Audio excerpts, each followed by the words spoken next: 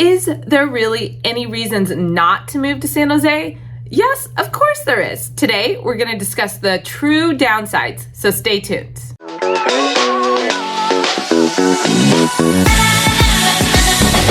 Today, I'm going to go into 4 reasons why I think you might want to consider not moving to San Jose. And I'm going to dig into real reasons why I think there really are some downsides. Okay, so the first one we're going to talk about is costs.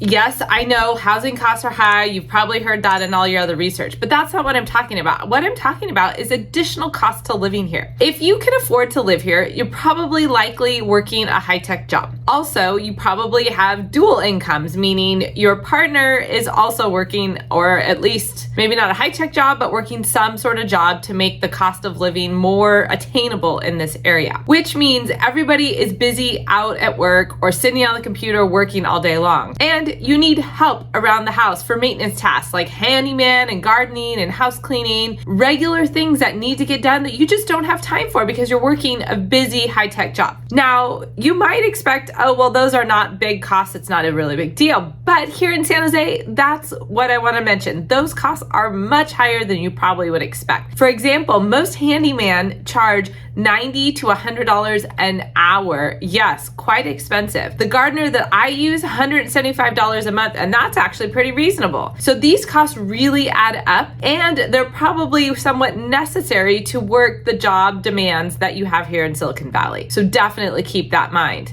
The positive twist of that is if you have those kind of tasks or you have a place to live, for example, those jobs can make really good money. So being a handyman, maybe even on extra time, can get you some extra income. That's a definite positive. Reason number 2 not to move here is the density of people. There are over 2 million people in Santa Clara County, and the cities, they all just blend and merge together. You go from San Jose to Campbell to Cupertino to Sunnyvale to Santa Clara, and you don't even know one city from the next, really, unless you're very familiar. And you know what? My secret, I look at the street signs. As soon as those street signs change color, you know you're in a different city. For example, I used to live in 95130, a section of West San Jose, which was really cradled by Saratoga and Campbell. And literally, I could walk 2 blocks one direction and be in Campbell, 3 blocks the other direction, and be in Saratoga, but I lived in San Jose. Yeah, so the cities are just really cramped together, and that means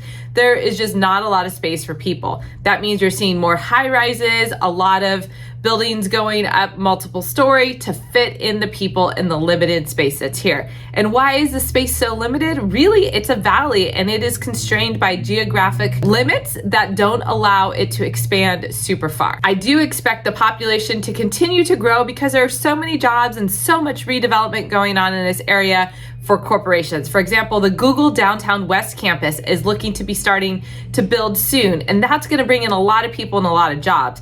There's also real big redevelopment going on in the Yahoo old campus.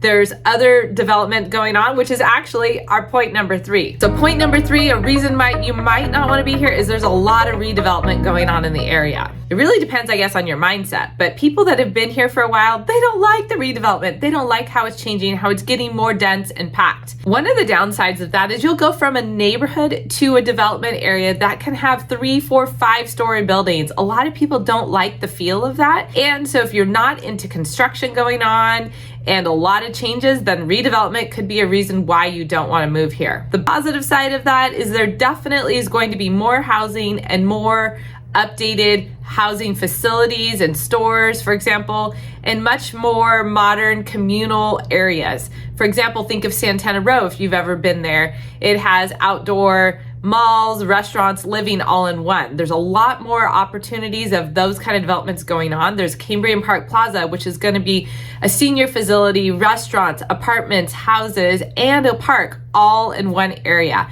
So it's really changing how this area is looking and feeling, and some people really just don't like it. You know, Cambrian Park Plaza, for example, is replacing a really old single level, lots of flat parking business complex. So to put in 5 and 6-story buildings in that space is going to look so different and feel very different, more like a city instead of a bedroom community or suburbia. And reason number 4 to not move here is, unlike a big city, which we do have the people for a big city, we just don't have the stores and the shopping as close by. So you really need a car to live in San Jose. As I mentioned, it's just not as walkable. It could be a several minute drive to the grocery store depending on where you live. If you live in Almaden Valley, there's only a couple grocery stores. So it's not unheard of, depending on what part of the area you are, for it to be a 5-minute or more drive to the grocery store. Definitely not very walkable like you would see in a big city like San Francisco. But the good news is, if you do have a car, you can get to almost any option very quickly. And maybe if you're really particular or picky about a certain store, within an hour drive, I guarantee you can get there. But within 10, 15, 20 minutes, you can get to almost every store or restaurant option that you would like, with a whole bunch of different nationalities and types of cuisines as well. To put into perspective a little bit about the driving, here it can take just 14 miles to get from Almaden Valley to the Apple Park campus. And in traffic, that's about 45 minutes drive. So yes, you definitely need a car, or some of those big corporations actually do have buses that will help you with that commute. But it's gonna take some time to get around this area because there are just so many people. So yes, any town you're gonna move is gonna have reasons not to go there. San Jose, it's definitely not the weather. Here's 4 reasons that I talked about today. If you have any other thoughts or questions, please do comment below. If you like this content that I'm providing, definitely subscribe to learn more about San Jose housing and real estate. As a recap, San Jose cost of maintenance help can be expensive. The density of people in the area is maybe not a positive for you. The redevelopment and needing a car, all are reasons why you might not want to move to San Jose. So if you found value from this video, please subscribe. And in the last video, we talked about the latest San Jose market update and what to expect coming forward with 2022. You're definitely gonna wanna check that out.